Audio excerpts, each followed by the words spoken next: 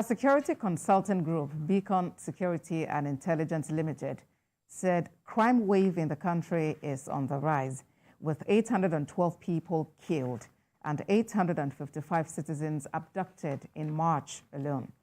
In its latest reports, Beacon Intel said a total of 770 incidents were recorded in the month, indicating a 4.19% increase compared to the 739 recorded in February 2024. The group blamed the increasing violence in the country on terrorism, armed banditry, and ethnic militia. Chuku, what's your take on this report by Beacon Consulting? Yeah, I think it's really, it mirrors the situation in the country. Insecurity remains, I think, the biggest threat, to Nigeria as a country.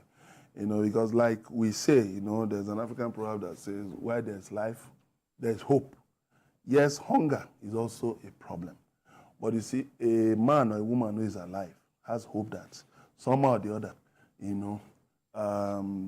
through divine providence or so, food will be available. But you see, when people's lives are treated, like nothing by criminal elements, then what it means is that the authorities should be very concerned. They are concerned, yes, they are dealing with these things, but I think one of the things we need to look at are the socioeconomic factors that predispose people to crime. And that is where CSOs is also good that CSOs are compiling data, are providing such data. It's also important that they are crying out to say, look at this, let's deal with these issues, such that everybody will know that we have a role. If you see something, you say something.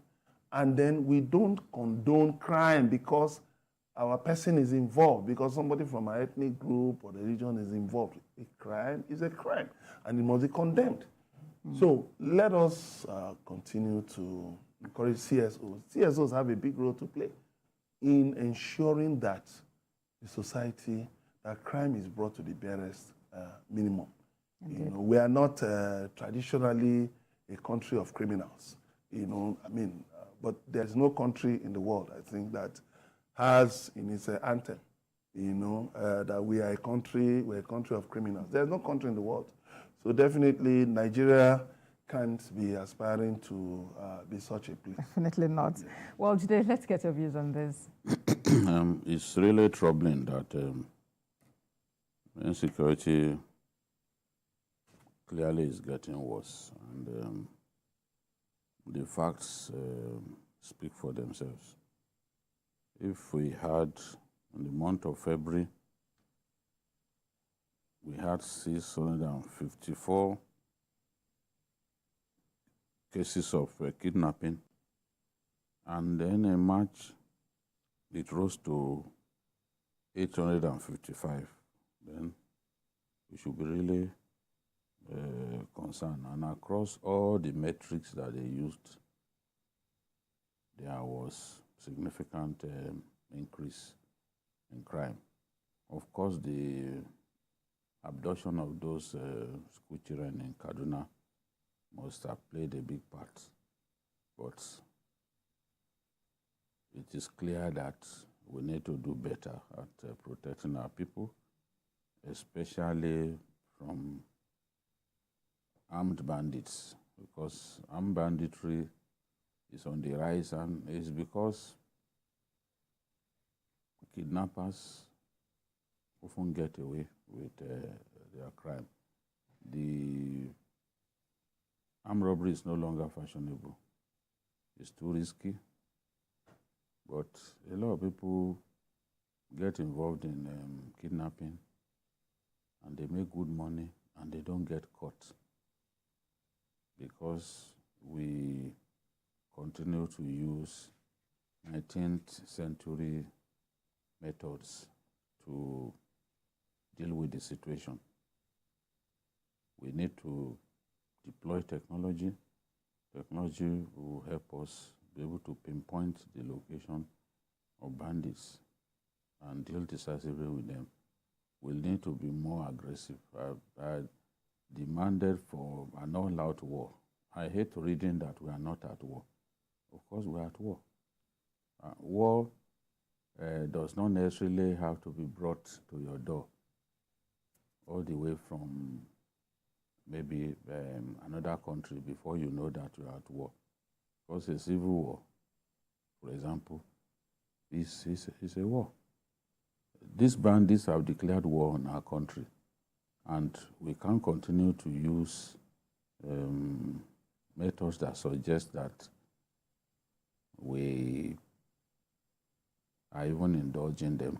You know, Judy, sometimes, yeah, we hear about the fact that the locations of these bandits are known, but then it's a risky situation because they tend to use the humans, the civilians they've kidnapped, as human shield. That's true, but the point that I'm making is you don't wait until they kidnap people before going to take them out. Yes, actively. I think on Friday, we discussed a bandit that, in my view, will go into history as the greatest killer of Nigerian soldiers. He was killed by a fellow bandit in Zamfara State. And I knew his camp. I stood about 300 meters away from his camp. So if I knew his camp, why would the Nigerian army, for example, Nigerian Air Force, not go to bomb the place? I came like 300 meters close to his camp. Everyone in the village, Shimfida village in Jibia local government of Katsina State, everyone there knows his camp. So why wasn't it taken out? In fact, his fighters, as I was doing my pistol camp, his fighters were passing through the road. They were standing like a meter from me, walking, riding away. So is it like we're indulging them? You see, we have to be more aggressive. We know their camps. Go and level these guys. That boy killed 16 soldiers in one day and injured 28 in that same area that I visited.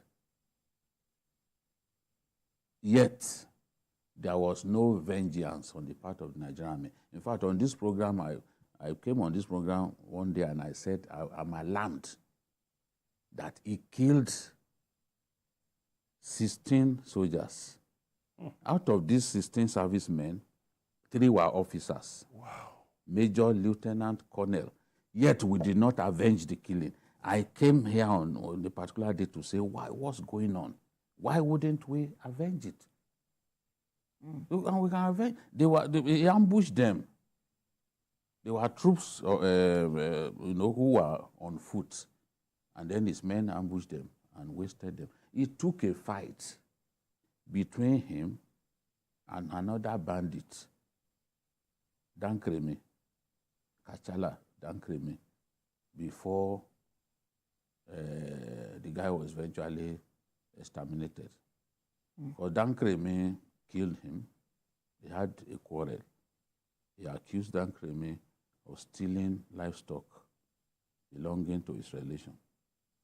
And then it went to his camp. He went to Dankremi's camp, not knowing that they knew he was coming.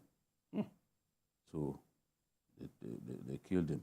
My source told me that they actually cut his throat like a ram.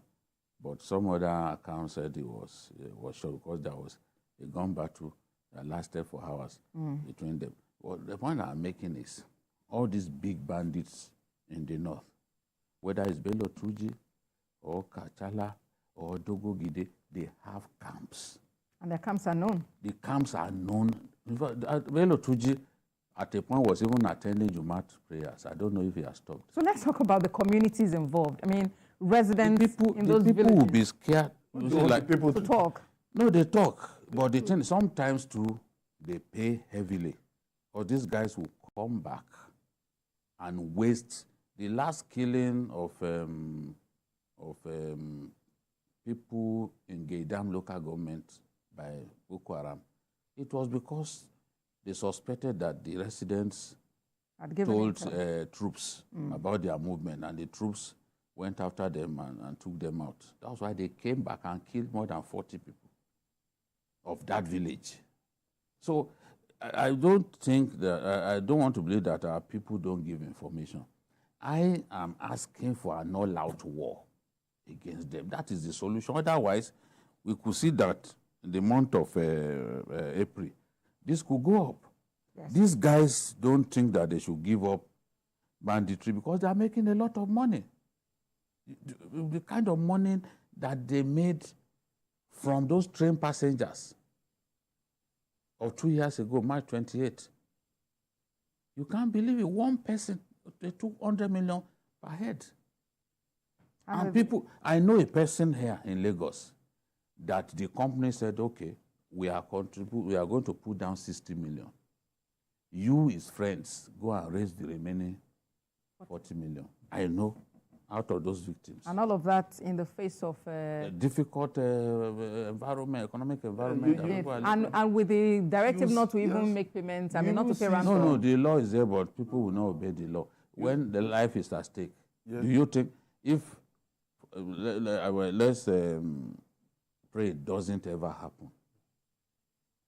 If someone kidnaps my wife, do you think my best friends won't go and look for money to get her out? I even said it here, and a friend of mine who was kidnapped now. They had to open a WhatsApp this thing, and calling people all over the world. Lord is taking water. People had to rally around, gather money, and rescue him, because it's been an old friend, so it was just... If people have firm guarantees that the armed forces would deliver, would look for those guys and rescue, they won't be paying ransom. And the earlier action is taken, the better, because the rainy season is settling in, very quickly, and the bushes would sprout, and it would be difficult. Do you know one other thing is this? Apart from maybe Lagos and some other states, a lot of states don't have security trust funds. So, and they don't realize that those security trust funds also have a way of boosting, crime fighting.